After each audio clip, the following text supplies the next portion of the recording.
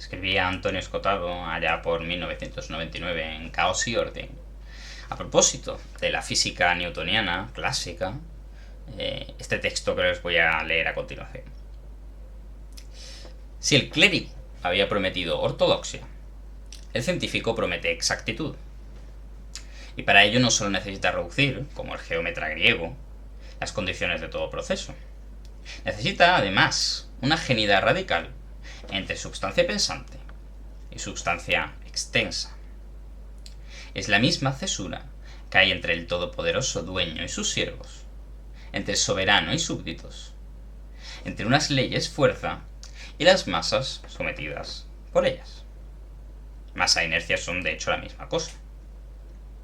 Según Newton, substancia pensante significa pura voluntad, mientras que substancia extensa significa algo que conserva su situación, de movimiento o de reposo relativo, hasta verse compelido por alguna fuerza que modifique ese movimiento o ese reposo. Y aunque sean tres planos distintos, teológico, político, físico, su eje es el mismo, a saber, la relación entre señor y esclavo, para sí y para otro. Y continúa algo después. La sujeción de la substancia extensa o materia a un estatuto de servidumbre frente a la pensante funda una inercia universal que presenta a los cuerpos como masas obedientes a la solicitación de una u otra fuerza. Vis, el término que se traduce como fuerza, es sinónimo de imperium, la prerrogativa del soberano. Hasta aquí Escotado. El siglo XVIII supuso sin duda una continuidad y profundización, al menos hasta la Revolución Francesa, de esta triple perspectiva. Y a pesar de la ruptura con la física clásica, a principios del siglo XX, la legitimación de la ciencia, a día de hoy, sigue siendo casi la misma que hace 400 años. El análisis que efectúa Escotado en Caos y Orden, quizás a disgusto suyo, hemos de decir, no es muy diferente del de Jean-François Lyotard en su Condición Postmoderna, 20 años antes. Continuamos un momento más con cita de Escotado. A propósito de la teoría. Dice Escotado, pero esto pierde vigencia, y teórico ya no será captar lo esencial de cierto campo, o conseguir, como todavía reclamaba Einstein, cierta visión interna, sino ofrecer una matriz de cálculo poco desmentida, dotada de alto valor predictivo. Ahora bien, ¿predicción para qué? Pues precisamente para ingeniería, para producción. De nuevo, como decía Lyotard, no hay metadiscursos, no hay narrativas. Solamente hay ciencia por y para el avance de la tecnología productiva. Pero bueno, volvamos al siglo XVIII, paradigma del reduccionismo ilustrado, precisamente uno de esos metadiscursos de Lyotard.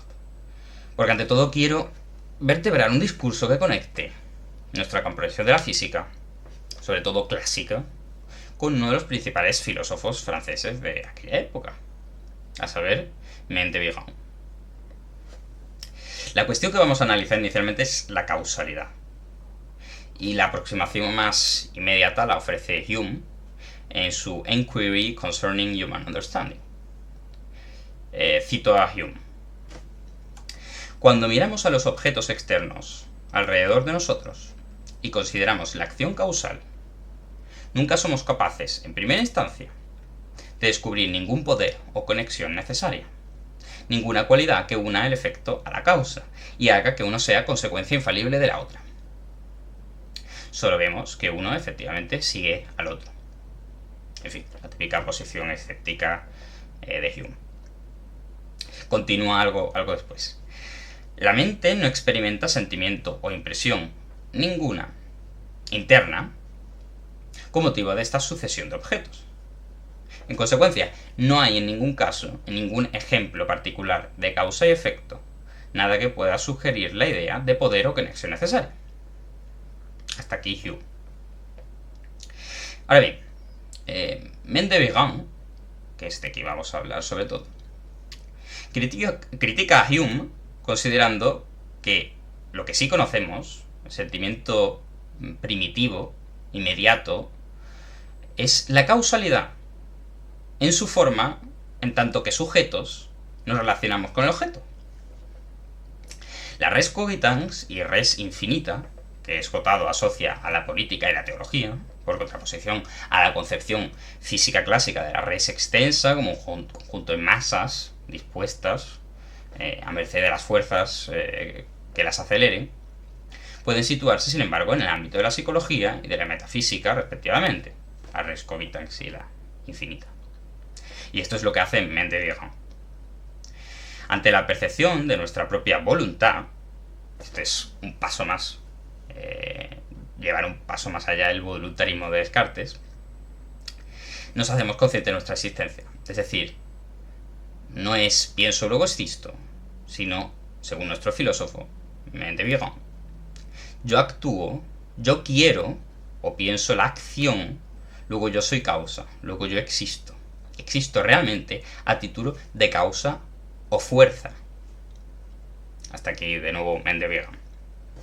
Ahora bien, también comenta, si nuestra voluntad se cumpliera con inmediatez, sin la más mínima resistencia, las nociones de voluntad y causa desaparecerían. Es precisamente por la inercia del mundo, su resistencia al cambio, a nuestra voluntad, que somos conscientes de ella y de cómo actuamos en el mundo. Así afirma, la libertad, o la idea de libertad, considerada en su fuente real, no es más que el sentimiento mismo de nuestra actividad o de este poder de obrar, de crear el esfuerzo constitutivo del yo.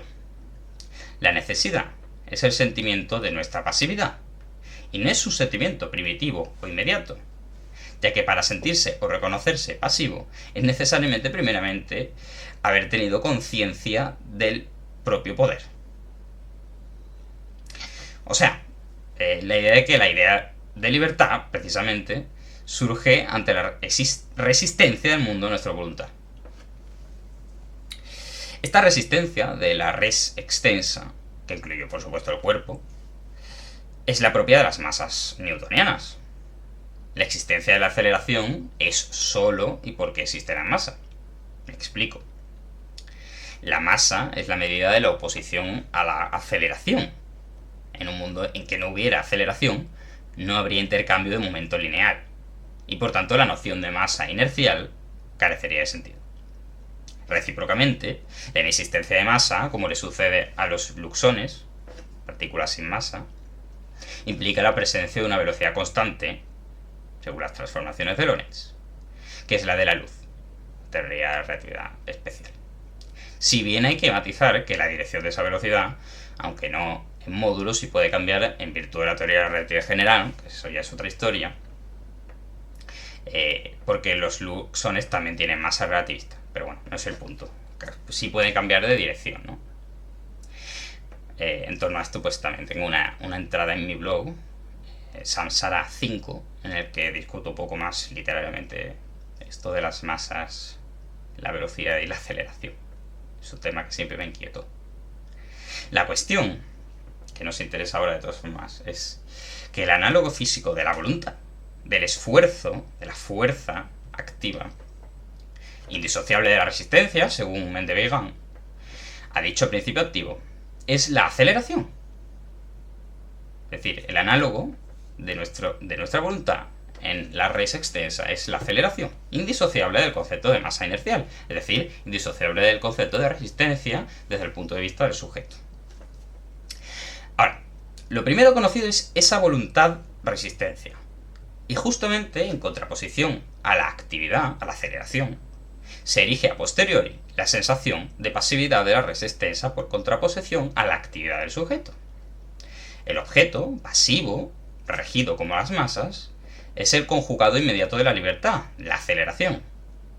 Al final resulta que enlazamos de nuevo la fuerza política, descrita por Esgotado, con la fuerza individualmente percibida por cada sujeto, psicológicamente, su libertad. Mendevigan lo plantea también, volviendo al mismo asunto, de esta manera. Cito: de la tensión entre la actividad de la conciencia y el esfuerzo, no solo se desprende la libertad como dato inmediato, sino que también de ahí surge la noción de causalidad. Justo lo que acabamos de comentar. La oposición que el cuerpo opone al yo engendra a la noción de extensión y las de las propiedades generales de los cuerpos.